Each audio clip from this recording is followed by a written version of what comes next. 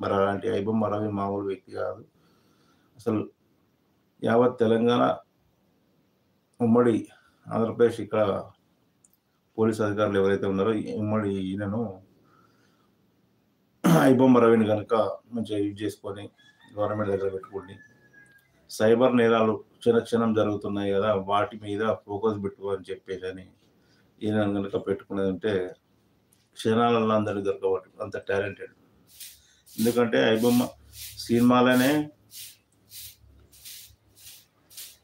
కొన్ని కోట్ల మందికి అందిస్తూ అసలు ఎక్కడ దొరకకుండా కూడా ఇన్ని రోజులు నడిపించాడు. కొన్ని వేల సినిమాలు కూడా మనకు అందించడం జరిగింది.